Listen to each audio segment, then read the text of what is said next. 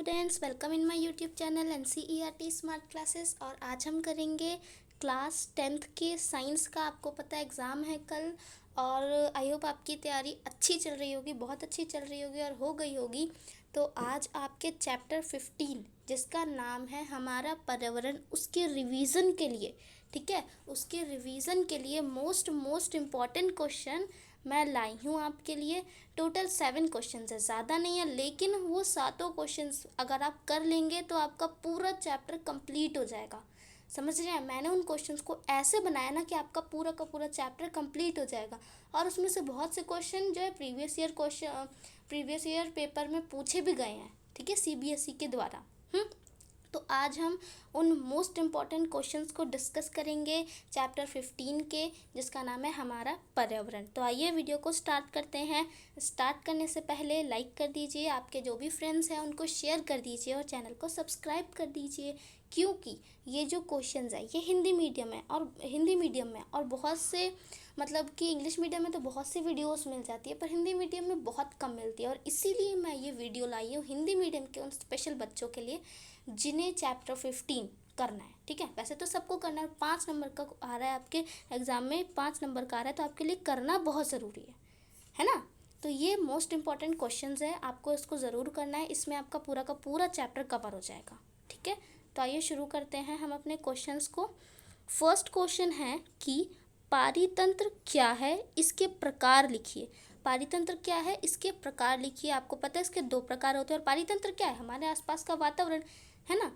इसमें मैं इस वीडियो में केवल क्वेश्चंस मैं डिस्कस करूंगी आपके साथ। आपको इसके आंसर्स जो है बुक में मिल जाएंगे, जो NCERT की बुक है, मैंने उसमें से क्वेश्चंस को ढूंढ के बनाया है, ठीक है। और कुछ क्वेश्चंस प्रीवियस ईयर के क्वेश्चंस लिए हैं जो बहुत बार आए हैं। तो ये वाला जो 1 क्वेश्चन नंबर है ना, ये प्रीवियस ईयर में पूछा गया है, ठीक है, प्रीवियस ईयर में पूछा गया है, तो इसलिए ये क्वेश्चन मैंने लिया। वैसे भी ये क्वेश्चन बहुत इंपॉर्टेंट है और बहुत बार पूछा गया है, ठीक है। तो पारितंत्र क्या है?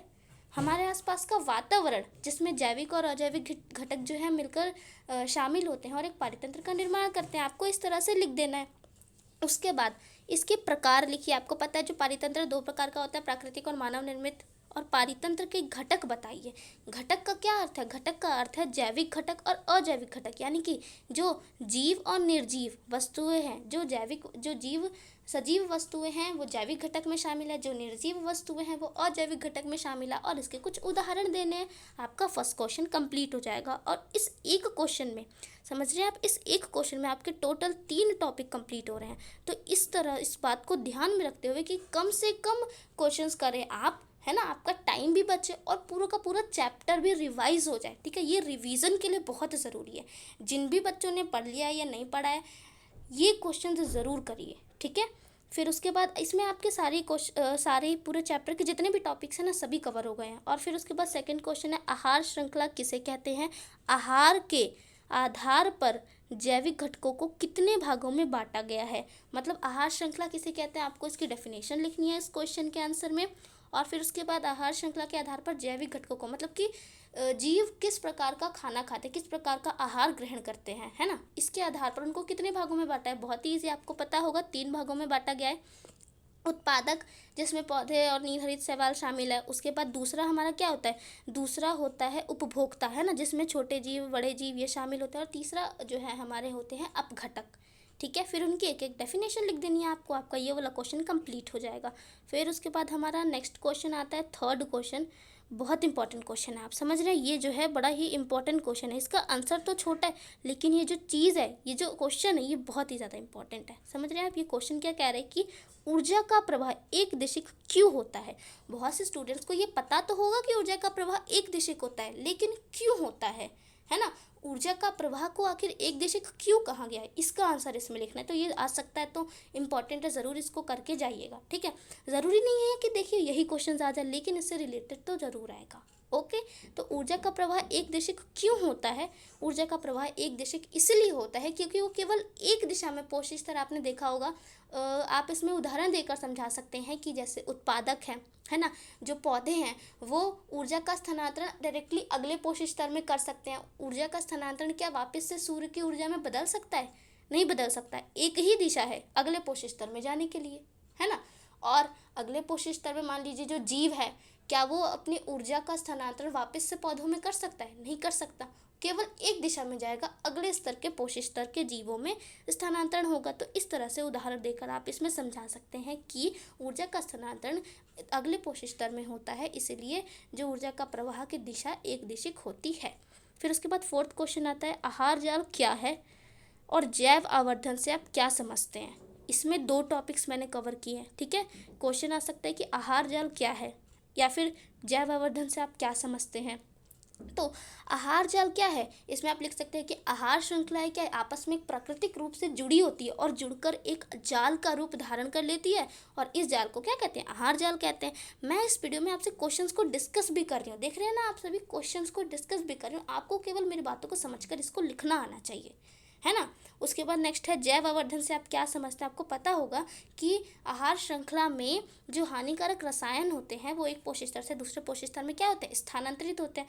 मतलब कि हानिकारक रसायन जो होते हैं एक पोषक स्तर मतलब एक जीव से दूसरे जीव में स्थानांतरित होते हैं, और इन हानिकारक रसायन का एक जीव से दूसरे जीव में स्थानांतरित होना ही जैव आवर्धन कहलाता है, सिंपल।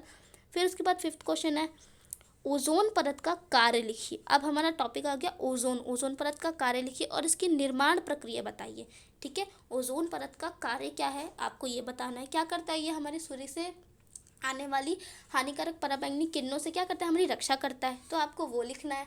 और इसका निर्माण कार्य की मतलब ये O2 होता है, इसमें आपको सूत्र लिखना होगा, मतलब दिखाना होगा कि O2 है, फिर ये O प्लस O में क्या होता है? ब्रेक डाउन होता है, और फिर उसके बाद ऑक्सीजन का एक अणु जो है ऑक्सीजन के साथ मिलकर O3 का निर्माण करता है। तो इस तरह से आपको ये सब करके दिखाना होगा अपने को आंसर में, ठीक है। फिर आइए नेक्स्ट क्वेश्चन। हाँ, ओजोन परत इसके निर्माण प्रक्रिया बता दी आपने। उसके बाद नेक्स्ट क्वेश्चन है कि ओजोन परत के ह्रास से, ह्रास का मतलब नुकसान ही होता है, कंफ्यूज नहीं होना है, ओजोन परत के ह्रास से क्या तात्पर्य है। और इसमें यूएनईपी यानी कि जो यूएनईपी का फुल फॉर्म याद रखिएगा, संयुक्त राष्ट्रीय पर्यावरण कार्यक्रम, ठीक है, यूनाइटेड नेशन एनवायरनमेंट प्रोग्राम, ये होता है इसका फुल फॉर्म। इसकी भूमिका का वर्णन कीजिए, या फिर क्वेश्चन आ सकता है इसका कार्य लिखिए, या फिर आ सकता है कि इसके द्वारा उठाए गए कदम क्या कदम थे, है ना, पर्यावरण को सुरक्षित करने के लिए। कुछ भी क्वेश्चन आ सकता है घुमा फिरा के, आपको आंसर सेम ही लिखना है। क्या लिखना है आंसर में कि ओजोन परत का ह्रास से क्या तात्पर्य है कि जो ओजोन परत है अंटार्कटिका में, जो ओजोन परत की मोटाई में कमी पाई गई थी, है ना, इसे ओजोन छिद्र का नाम दिया, इस तरह से आप लिख सकते हैं। और ये क्लोरोफ्लोरोकार्बन जिनका उपयोग अग्निशमन और शीतलन के लिए किया जाता है ना, उनके उपयोग के कारण जो क्लोरोफ्लोरोकार्बन है ना, उसमें क्लोरोफ्लोरोकार्बन का उपयोग होता है, तो वो हमारे पर्यावरण को जो है नुकसान पहुंचाती है और ओजोन परत के ह्रास का मुख्य कारण है। और इसमें यूएनईपी ने क्या किया था, इन्होंने ये निर्णय किया था कि जो क्लोरोफ्लोरोकार्बन की मात्रा है उसको सीमित रखा जाएगा, अब उसकी मात्रा को नहीं बढ़ाया जाएगा, है ना। उसके बाद सेवन्थ क्वेश्चन है कि कचरा प्रबंधन की विधियों की व्याख्या कीजिए। जितनी भी कचरा प्रबंधन की विधियाँ है, जैव मात्रा संयंत्र या सीवेज या कंपोस्टिंग या कूड़ा भराव क्षेत्र या भस्मीकरण, पुनः चक्रण, पुनः उपयोग, आपको इन सबको डिफाइन कर देना है, आपका कंप्लीट हो जाएगा आंसर। फिर उसके बाद लास्ट और एट्थ क्वेश्चन, ये क्वेश्चन नहीं है, ये एक टाइप है, ठीक है। इस चैप्टर में इस तरह की वैरायटी ज़रूर आएगी एग्जाम में, समझ रहे हैं आप, इस तरह की वैरायटी ज़रूर आएगी इस तरह के क्वेश्चन की। क्या बोला होगा आपको क्वेश्चन में? जीवों का नाम दे दिया होगा और आपको बोलेंगे कि उसे पोषक स्तर में, है ना, पोषक स्तर में जो है लगाइए, है ना। इसमें आपको ध्यान रखना है कि क्या जीव किसको खाता है। तो एनसीईआरटी में जो आहार जाल बना हुआ है उसे एक बार ज़रूर देख लीजिएगा, ठीक है, कि कौन सा जीव किसको खाता है, उसी में से हो सकता है कि आपका क्वेश्चन है, ठीक है। तो ये एक वैरायटी है कि जीवों को पोषक स्तर के चरण में व्यवस्थित करने को आ सकता है। आपको 3-4 जीवों का नाम दे देगा और बोलेंगे कि इनको पोषक स्तर में जो है व्यवस्थित करिए, इस तरह से आ सकता है। और एक और क्वेश्चन आ सकता है इसमें, 9th आप ऐड कर लीजिएगा और इसका आंसर ज़रूर लिखिएगा कि 10% नियम क्या है, या तो कमेंट बॉक्स में मुझे इसका आंसर लिख के बताइएगा 10% नियम क्या है, ठीक है। ये वाला क्वेश्चन भी इम्पॉर्टेंट है, आपको ध्यान में रखना है, ठीक है। फिर यहीं पे इन सभी क्वेश्चंस के साथ हमारा ये चैप्टर कंप्लीट होता है, ठीक है। और इस चैप्टर के सारे ही टॉपिक्स को मैंने कवर कर दिया है। आई होप आपको अच्छे से समझ में आ गया होगा। आपके जो भी फ्रेंड्स हैं उनको शेयर कर दीजिए, क्योंकि ये जो क्वेश्चंस है बड़े ही इंपॉर्टेंट है और आप सभी के लिए करना बहुत ज़रूरी है, ठीक है। सो मिलते हैं नेक्स्ट वीडियो में। Bye bye, take care.